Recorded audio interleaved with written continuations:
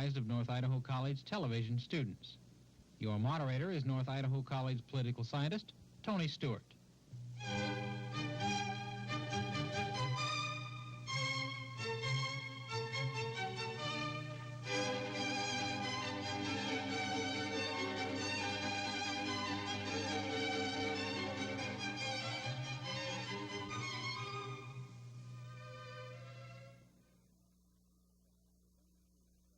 Years, you know that our usual format is to discuss issues nationally and internationally. We're going to vary a little in our format today for a very special reason.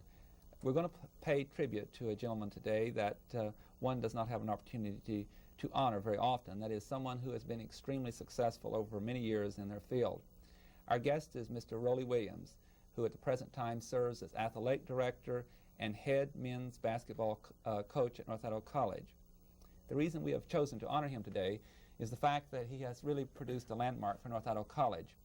A few games ago at North Idaho College, he won his 400th game as coach here and as a member of the NJCAA, or National Junior College Athletic Association. As a matter of fact, at the present time, through the last game at the taping of this program, he had won 411 games as head coach at North Idaho College. To show the significance of this, there are many hundreds and hundreds of colleges across the United States, and at the present time he ranks as the 8th active most winning men's basketball coach in the NJCAA, and he ranks number 18 in the entire history of that organization. Another very incredible statistic about our guest is that he was hired as head basketball coach at North Idaho College at the very young age of 22 years. And he has coached for 21 years, so you can see he's still a young man. He just started early, and that's why he's had such a long, successful career at an early age. His teams have been known not only in our region as being very successful, but nationally. In 1980, the North Idaho College men's basketball team was 8th in the nation in the national tournament. At the present time, they have a record of 18-1 for this year and are ranked 12th in the United States. Coach Williams is a graduate of the University of Idaho, and came to North Idaho College upon that graduation. Coach Williams, it's a pleasure to honor you and to have you to answer our questions today. Thank you, Tony. I'm happy to welcome to our program 3 panel members that will question Coach Williams. First of all is David Coyne, who is a member of the faculty in the Department of Sociology at North Idaho College, Betty McLean, who chairs the Division of Business Administration at North Idaho College, and sophomore pre-med student Brian Scott is our 3rd panel member. Welcome, panel. And I would invite you, David, to commence the questioning. Thank you, Tony. Rollie, besides the 400 wins, what do you believe are your greatest achievements at North Idaho College in terms of some of the changes you've seen take place since your tenure here at North Idaho? David, I really don't think in terms of my own achievements. There are a number of things that have developed that have been very gratifying to watch, just the physical growth of the school and the advent of a college atmosphere in Coeur d'Alene. Those are the things that stick in my mind more than anything that I think I've personally done. I've obviously, my entire professional career has been at North Idaho College, and I am part of North Idaho College. And as such, I enjoy watching just the general growth of the school and the development in those areas. Betty McLean. Well, Rollie, as the lone woman on the panel, it's probably obvious to you what my first question will be. Maybe not my others. I'll try to have something hidden in here, the hidden agenda. How about the women's participation in sports? I know that I've been here a long time, not quite 21 years, but almost. And I've seen lots of growth in that program too, but I would like for you to expand a bit on how you see the future for women in athletics at NIC. I'm like you are, Betty, in that women's athletics is, I think, a very important part of our total system. I had 3 daughters, one of which was very active, and I, from a parent standpoint, was very involved in watching her participate and having the opportunity to participate. I think that's probably the key word in the whole area is equal opportunity. And I think that we're fortunate at North Idaho College in that we have, for a number of years, maintained successful women's athletic programs even before the advent of Title IX. I think we were ahead of this, and from that standpoint I feel very good about the people that we have working on our programs and the opportunities for young women to participate at North Idaho College. Brian Scott. When you first came to North Idaho College, the basketball program was nowhere near what it is today. You've came a long way, to say the least. Could you start at the beginning and give a short summary of the basketball at North Idaho? Well, I arrived in Coeur d'Alene in October of 1961, which was a little late, to say the least. And at that particular time, there was no formal schedule for basketball games. So my first concern was to see what type of competition I could line up for the first year. And as I recall, we had 13 games, one of which was against Notre Dame, not the one that you're familiar with, but from Nelson, British Columbia. And it was really kind of a hassle at first year, especially just to get the competition to play against. I've never played against, in my regular schedule, anything other than collegiate competition. And that presented a real problem for us the first year. Practice, just the beginning of practice was in October, which is late. And to start to develop a team at a late period of time in the first year was really a problem. And my players were primarily from the local church league, of which the team participated in previously.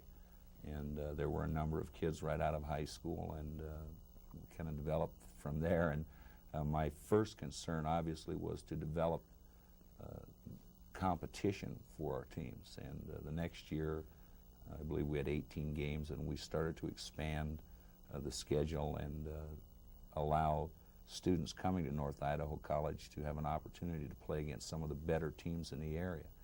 And it kind of developed from that, and obviously we were pretty active in recruiting, trying to solicit young men to join us here.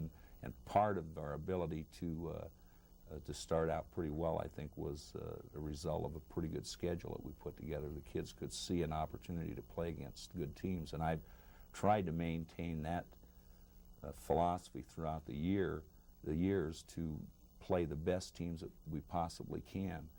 And that has changed over a period of time because the level of competition from one area to another has changed drastically, say in the last 10 or 15 years. We had great competition from the university freshman teams when we first started. They were among the tougher teams we could play. They now maintain junior varsity teams, and we don't seem to have the trouble with those teams that we used to in the past. And I'm not totally sure why this might be the case, because just in our recent outings in Montana, we played against Montana and Montana State that dropped players down from their varsity squad to beef up their junior varsity squad. So they weren't bad teams, but we really didn't have that much problem with them. So that's basically has been a development, and then we've expanded our recruiting, and I think success breeds success, and we've had some luck in that area. Has your coaching changes drastically as your coaching kind of go along with this progression, or does it basically stay the same? I've changed a great deal in regard to my basic philosophies as a coach. I think that when I first started coaching, the players would respond to virtually anything that the coach said. That has changed, and I don't think that's necessarily a negative thing. Players today are much more apt to question why you would do a particular thing, or why you might run a particular play or defense or whatever. And I think that's been helpful to me in that it really makes me analyze why I do particular things. It's no longer acceptable just to say that we do it because I'm the coach. And I think that your ability to adjust as times change is necessary in any professional area you might be in. Coach Williams, I'd like to follow up on Brian's question in two parts. First of all, you mentioned the schedule of 13 games at first. Now you play a rather busy schedule. It's about 30 games a year, isn't it? 31 this year. 31. And then following that season schedule 31, I believe you go into a regional playoff, and from that, if successful, on to the national tournament. Hopefully. Yes. That all depends how we do in the league situations, whether our schedule is expanded beyond 31 or not. But there's a league that we're in with CSI and Treasure Valley and Ricks, and the two top teams out of that, I understand, go on and play at a tournament with two teams from Oregon. Is that correct? Our format at this time is to take the top two teams out of the independents, of which we have CSI, Ricks, and Treasure Valley, and ourselves, and then we play against the number 1 and number 2 Oregon teams out of their league play, and the winner of that either advances to national competition or to interregional competition, depending on the year. Yes. In relation to that, you also mentioned that you've changed some philosophy and strategy, and I would like to delve into that just for a moment before returning to the panel. First of all, you've been known in some circles, and is it a correct labeling of you as a coach and strategies?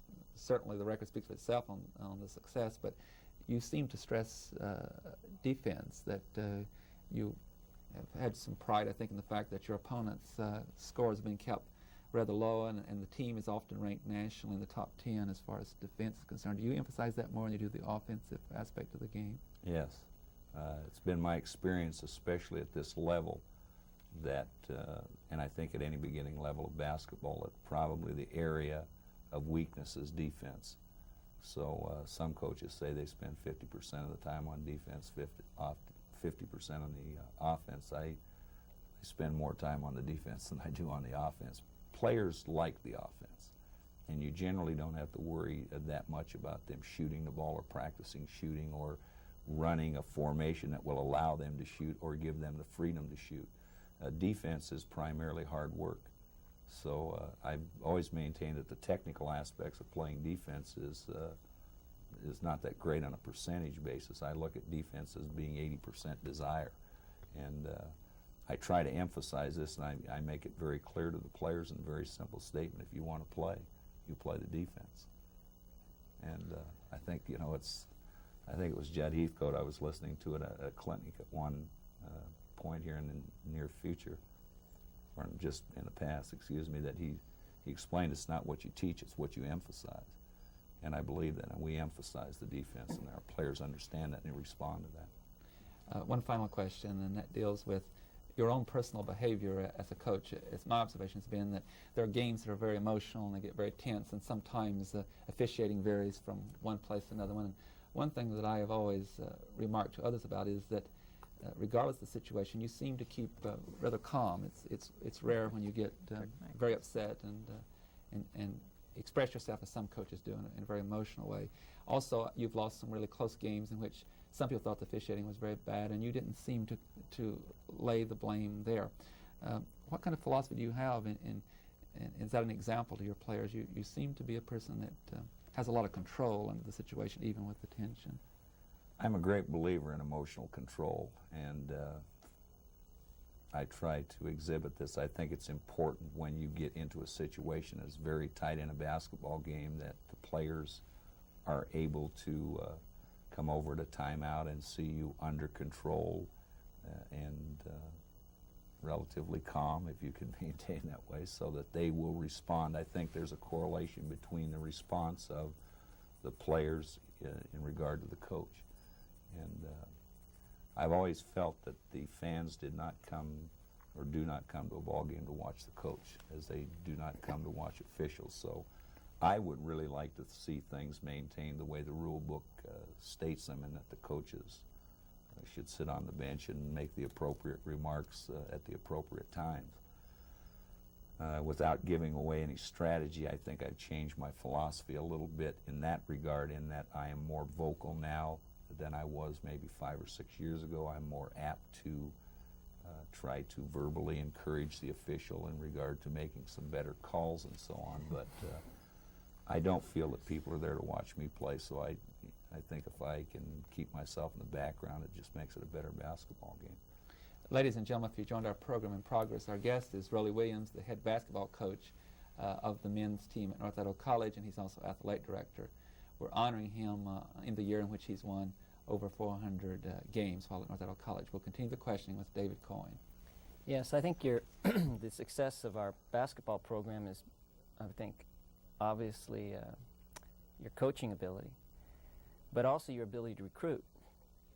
And if one reads the local papers, one reads constantly about the NCAA investigating major colleges and universities for recruiting violations. At the junior college level, you don't read so much. What are your, well, first of all, does the problem exist at the junior college level that exists at the national level for recruiting? And what are your do's and don'ts about recruiting? How do you approach a potential recruit to our basketball program at North Idaho College? To begin with, David, in my opinion, the violations, recruiting violations, are probably much greater on the national junior college level than they are on the NCAA level for a variety of reasons. What do we do in regard to approaching recruits? First of all, your major concern is to locate the type of athlete that can be successful at this level. And that is generally done through a course of people that you might have known over a period of years, of coaches that are in various parts of the country, through various scouting services. And it's always amazed me some of the very unusual way in which you find out about a particular recruit. Somebody's aunt moves into the area who has a cousin who has a son, you know, and it's not all that way, but the recruiting process is to first locate and then to try and interest that individual in your program. And I think that you need to emphasize the positive aspects of your particular program. That's the approach that I've always used in recruiting. I'm not concerned about telling a youngster the negative aspects of somebody else's program. So I would say locate and then see if you can develop an interest in that player regarding your school. Hopefully arrange some manner in which the student could visit the school. I like to have prospective players talk to people that are playing for me on in that particular year.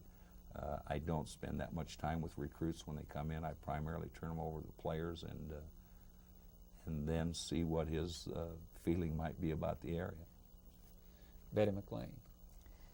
At the risk of being redundant, since Tony got on a topic that I'd planned to get on, and this is a tribute to Coach Williams, so I'm going to do it anyway.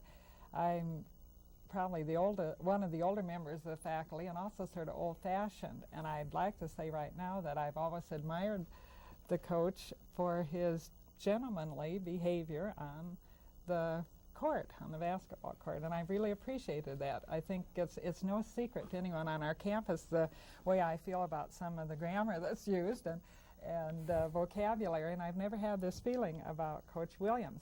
Now, you emphasize defense for your players. Do you emphasize and consciously think of your behavior, or does it come naturally?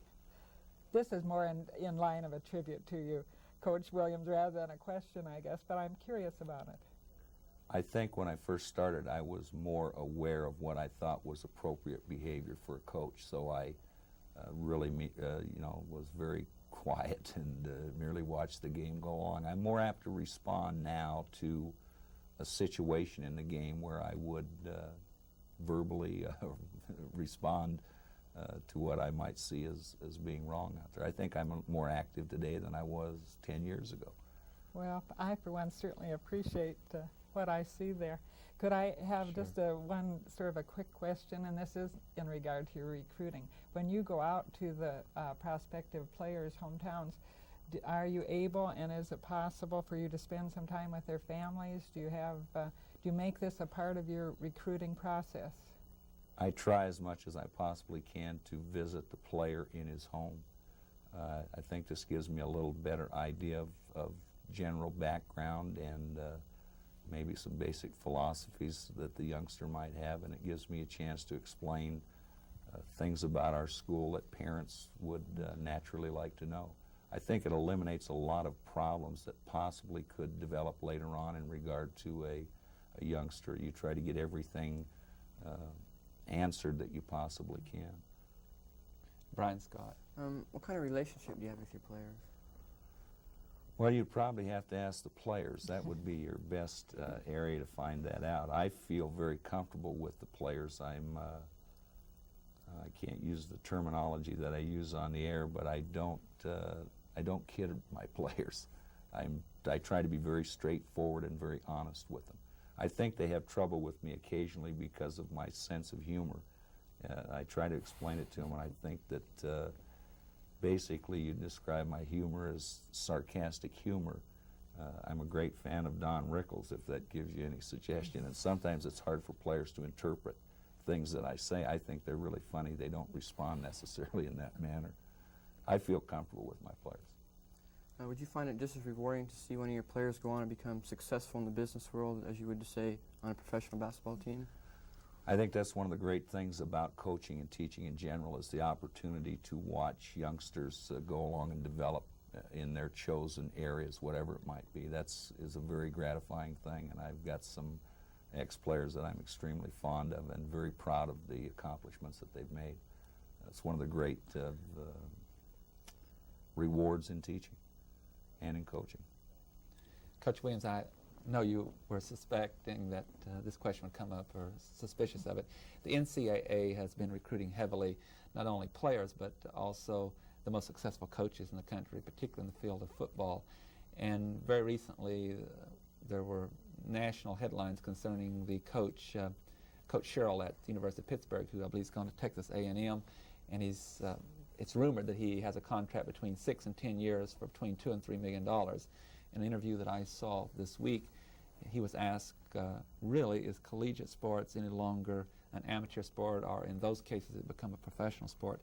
How do you react to this kind of development that's taking place at the major universities where there's large attendance and much money involved? Well, to begin with, as a coach, I'm always in favor of coaches being able to get financial reward for what they're doing. I've heard a number of people criticize coaches that might leave early on a contract, for instance, to better themselves at another job. They don't seem to take into consideration that the fans and the administrators generally have no problem eliminating that coach when he's not successful, and I think that they've got to move and make the moves when they have the opportunities. There's obviously a great deal of pressure at that level of coaching, and the amount of emphasis that's placed on winning at the NCAA Division I level, to me, is not unlike an executive with a very large corporation. If he does not produce, he's not going to be the executive of that corporation too long, and there are a lot of people that are making a great deal more than the vast majority of the coaches in this country that are, I don't think, under the pressure that the coaches are under. David Cohen. Yes, I wanted to ask you about the impact of athletics on our enrollment. With state budgetary cuts, and even cutting in some federal funds to colleges and universities throughout the country, junior colleges included, what would be the impact of North Idaho College if there were a curtailment required in our athletic program? How would it affect the enrollment at North Idaho College? Does athletics have that much of an impact? Well, being in the area of athletics, I would like to think that it does. The last statistical information I gathered in regard to the number of athletes that were present at North Idaho College, we represented about 15% of the student body. That's obviously at a time when we were a little bit smaller than we are now, but I would have to think we're probably at about 10%.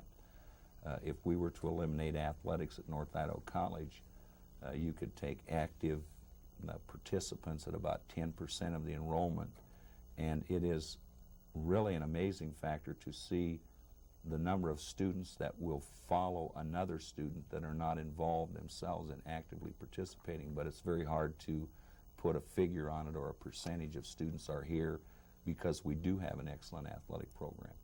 I could say without any question it would affect 10% of our student body, and if you looked at our student ratio, teacher ratio, you'd be looking at, what, approximately 20 positions on the staff at North Idaho College. Betty McLean. Still mulling that 20 over. I'm probably going to show my ignorance here, but that's right. There may be some viewers that would like to know this too. How we are in the, why we're in the league that we're in with Ricks and Treasure Valley, and why aren't we in with Spokane Community, Spokane Falls? I know we play them, but the league. Well, basically, the philosophy of what you're attempting to do would be the biggest problem. I'm a great believer in that if you're going to do something, then you want to do it as best you possibly can. And to me, that means you go as far as you can. Philosophically, we are aligned to the people in our league and with the Oregon schools because we have an interest in national competition. That's the best that we can possibly be. It would be very frustrating for me to be involved in a program that would not afford you the opportunity to go as far as you possibly can, realizing, of course, that you don't always make it, and it takes a long time in a number of areas to ever make national competition. So I think it's really basically a matter of philosophy and aligning ourselves with people that have the same philosophy that we do. And so the state of Washington doesn't belong to NJCAA and therefore cannot participate. Well, that's basically true, but you have some people in the state of Washington that do belong to the National Association. As a matter of fact, Spokane Community was a national gymnastics champion, women's gymnastics champion, and they belong in wrestling also, because that is the only avenue that they really have for the caliber of people that they have in their wrestling programs. Brian, we have about 90 seconds. Does participating in athletics help the student off the court, particularly in the classroom? Does it help them excel there? Good question. That's a good question, and we would, again, being in athletics, we would like to say that this was exactly the case right down the line. I'm not so sure that that is exactly true in all cases. I do think that there is a high correlation of success academically with athletic success, but that's like in any other area. Some individuals will develop better than others, but I would think that there would be a correlation between success in both areas. Coach Williams, with that, I must bring our program to conclusion. On behalf of our staff, I want to once again congratulate you and the tribute we've paid to your winning this year over 400 games in the 21 years that you've been at North Idaho College. Congratulations. Thank you, Tony. And I want to express my appreciation to the panel. Ladies and gentlemen, our guest has been Roly Williams, athletic director and head men's basketball coach at North Idaho College. I hope you've enjoyed our program and that you'll be with us again next week at this very same time, when again we'll be discussing what we believe to be an important issue. Have a good week. I am Tony Stewart.